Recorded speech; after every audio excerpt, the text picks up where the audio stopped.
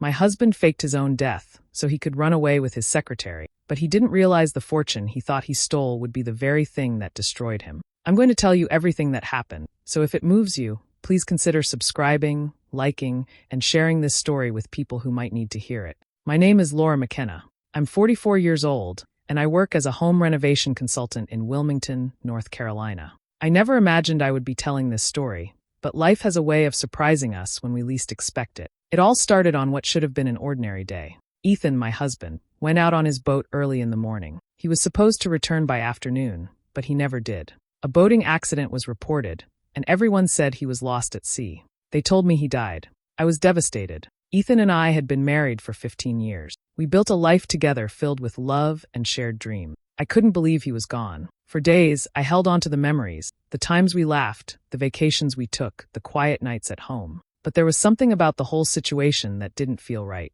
At his funeral, there were little things that didn't add up. The casket was closed, and no one would say why.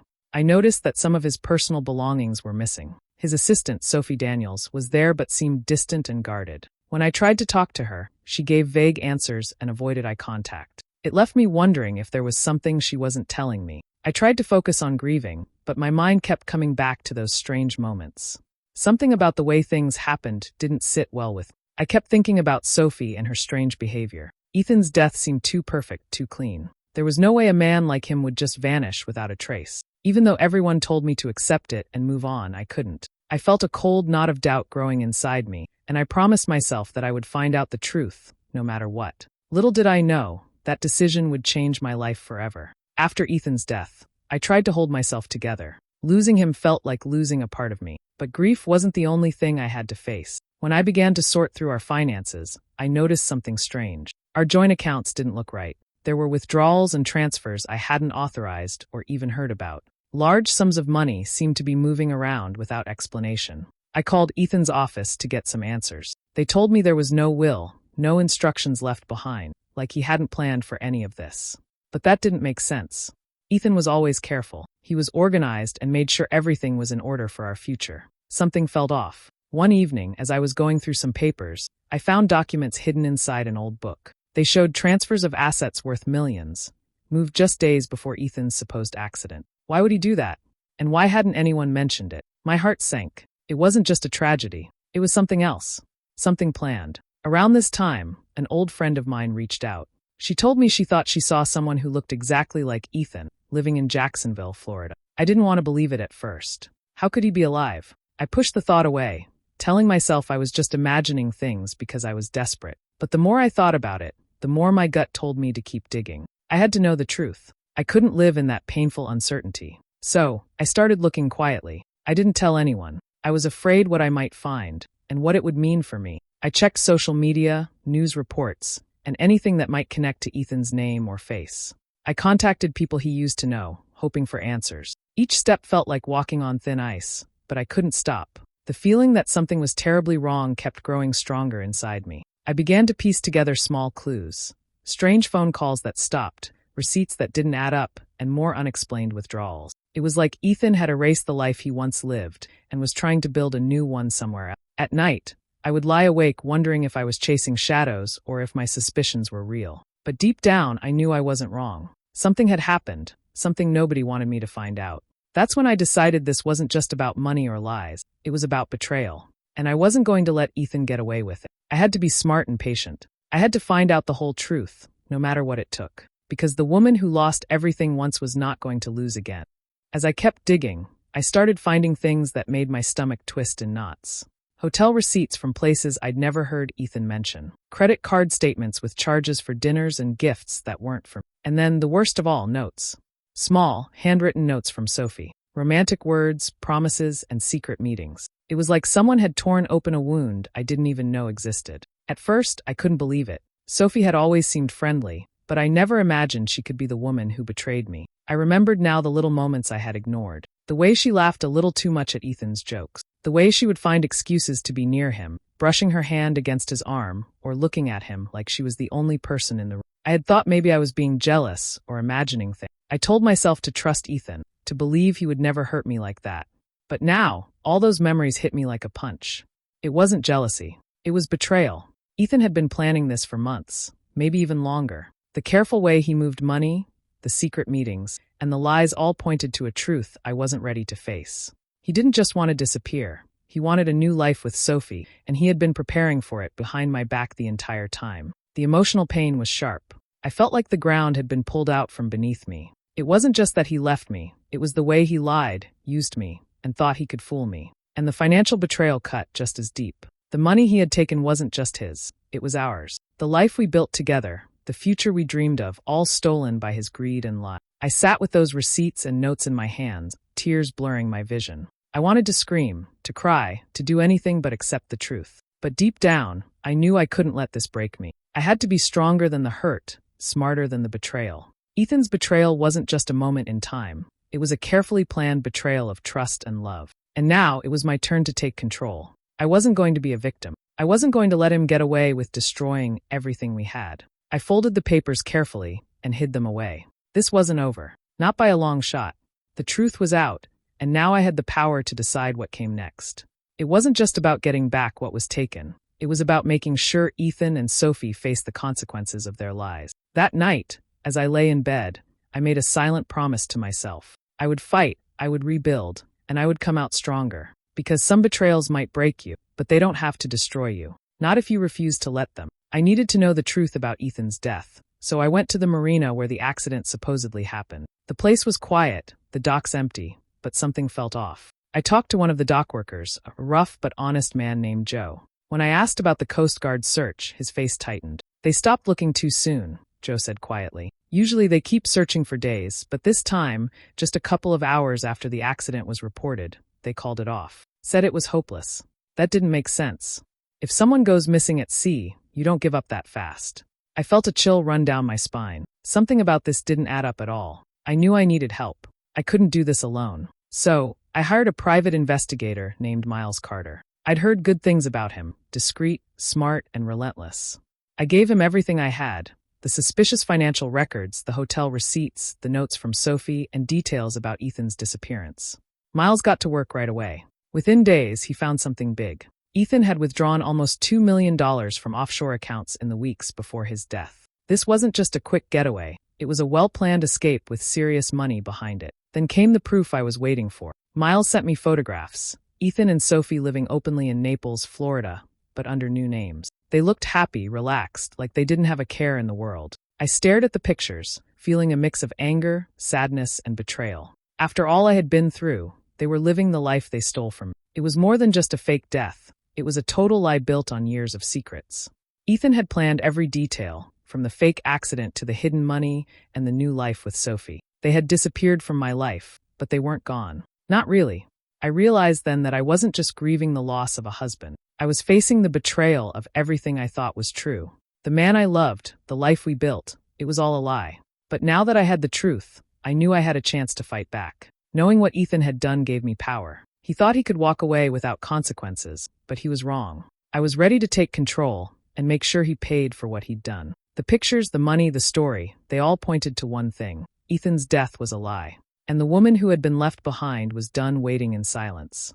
After seeing the pictures and learning the truth, my grief turned into something colder, calculated rage. The man I thought I lost had not only lied, but tried to steal everything. I couldn't let that happen. I had to be smart, patient, and methodical. I reached out to Charlotte Pierce, a sharp attorney known for handling difficult cases. When I met her, I was nervous, but she listened carefully and didn't sugarcoat anything. Charlotte explained that, even though Ethan had tried to cover his tracks, there were legal ways to reclaim the assets he had stolen. Marital property laws worked in my favor, and with enough evidence, I could challenge the transfers he made before his disappearance. But there was more. Charlotte told me about hidden debts Ethan had, liabilities he thought were buried deep enough that no one would find them. These were loans, unpaid bills, and risky investments he hadn't told anyone about. If those debts surfaced, they could ruin him financially. That knowledge gave me a new edge. Ethan might have planned to escape with a fortune, but he didn't account for those debts dragging him down. I could use that to my advantage. I didn't want to rush or act out of anger.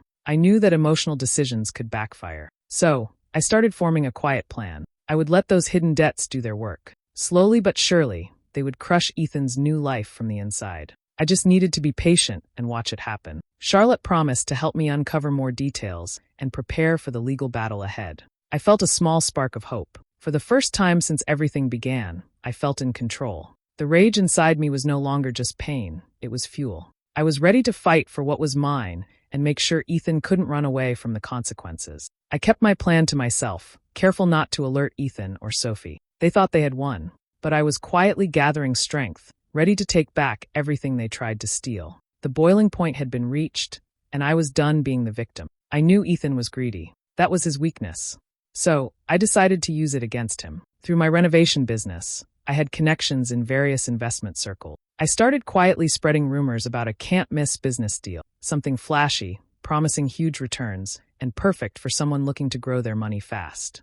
I knew Ethan wouldn't be able to resist. Next, I reached out to one of my most trusted contacts, a savvy businessman named Greg. I told him about my plan, and he agreed to help. Greg would pose as a wealthy investor, someone with deep pockets and a sharp eye for opportunity. His job was to lure Ethan in and make the deal look irresistible. I made sure the deal looked legitimate, but with just enough risk hidden beneath the surface, something Ethan wouldn't notice until it was too late. Meanwhile, I kept an eye on Sophie. I knew she was close to Ethan and had a big influence over him. I arranged for Greg to meet Sophie under the pretense of discussing the investment. I made sure Sophie encouraged Ethan to put everything they had into the deal. I even planted little hints about the potential returns and how this could be their fresh start, making it sound like the perfect way to rebuild after everything. Sophie was eager. I could almost hear her pushing Ethan, convincing him to jump in without hesitation. It was painful to watch, but I reminded myself that this was necessary. They had stolen from me, lied to me, and I was going to make sure they paid the price. Ethan's pride and greed blinded him. I watched as he threw nearly all his stolen money into the deal, convinced it would multiply. But behind the scenes, Greg and I were working to make sure the deal collapsed in the worst possible way. This wasn't just about money. It was about making sure Ethan felt the weight of his choices. I wanted him to see how his lies and betrayal had cost him everything. The trap was set, and I was ready to watch it snap shut. I stayed calm on the outside, but inside I was focused and determined. Every step was planned, every move calculated. This wasn't just revenge, it was justice. Now, all I had to do was wait and let the plan unfold. Ethan's greed had led him into the perfect trap, and there was no turning back. Ethan threw nearly every penny he stole into the deal Greg had set up. I watched from a distance, knowing exactly what was coming next. He was convinced this was his ticket to a new life, but really, it was the start of his downfall. Behind the scenes, Greg and I worked hard to make sure the deal would fail. Every part of it was designed to collapse, slowly, painfully, and completely. We made sure the investors pulled out at the worst possible moment, leaving Ethan stuck with debts he couldn't pay. As the money disappeared, the lifestyle Ethan and Sophie had built started to crumble. Sophie, who once acted so confident, began to panic. She called me once, begging for help, but I stayed silent. This was their mess to clean up. I saw how their world began to fall apart. Creditors started calling. Banks threatened legal action. The dream life they had planned was turning into a nightmare. Meanwhile, I took steps to protect myself. I quietly paid off some debts in my name, making sure I wouldn't get caught in the crossfire of Ethan's financial ruin. I didn't want to lose what little security I still had. Ethan's debts piled up. Letters and calls from angry creditors filled his mailbox. Sophie tried to hold things together, but even she couldn't stop the collapse. Their money was gone, their future wiped out. Watching it all unfold, I didn't feel joy or revenge anymore. It was relief, a heavy, deep relief that the man who had hurt me so much was finally facing the consequences of his actions. This was just the beginning, but I was ready for whatever came next. I booked a flight to Naples, pretending to be a potential client interested in Sophie's boutique design service. I wanted to see them face to face, to finally bring everything into the open. My heart pounded, but I kept my cool. This wasn't about emotion anymore, it was about closure. When I arrived at the boutique, Sophie greeted me warmly, unaware of who I really was. She showed me around, talking about new projects and clients. Then Ethan walked in, confident and calm, or at least he thought he was. The moment he saw me, his face froze. Shock, fear, confusion all mixed together. He probably thought I was dead or gone forever. But there I was, standing in front of him with proof of everything. The money he stole, the lies he told, the debts he left behind. I didn't scream or cry. I spoke quietly but clearly. I told him I was taking back everything he had tried to steal from me. I told him I was letting the debts and consequences bury him. No anger, no begging, just cold, calm truth. Sophie's eyes widened as the reality hit her. She looked at Ethan like she was seeing a stranger. The man she thought she knew was a liar, a thief, and a coward. She realized she had been living a lie, and I was the one who uncovered it. That moment was powerful, but I didn't need more. I left knowing I had taken control back from the man who tried to destroy my life. The confrontation was over, and now the real consequences could begin.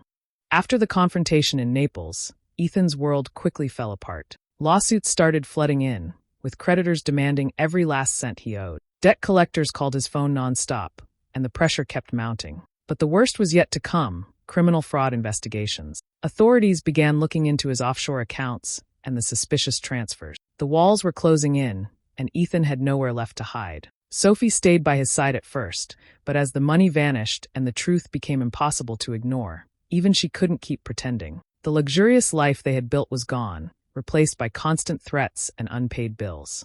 One day, Sophie packed her bags and left him without a word. The man she thought she loved was now alone, broken, and desperate. Meanwhile, I waited for updates, knowing that the end was near. Miles Carter, the private investigator I hired, sent me his final report. Ethan was living in a rundown motel, jobless and under constant scrutiny from the law. No fancy houses, no secret hideouts, just a man stripped of everything. I didn't feel triumphant or victorious. There was no gloating or celebration. Instead, I felt a quiet sense of closure. The man who had betrayed me and tried to destroy my life was finally paying the price, and I could finally start to move on. After everything was over, I focused on rebuilding my life. The pain and betrayal had left deep scars, but I refused to let them define me. I poured my energy into my renovation business, working harder than ever before. Slowly but surely, things started to turn around. With the money I saved and the clients I gained, I finally bought the home I had always dreamed of in Wilmington. It was a modest place, but it was mine,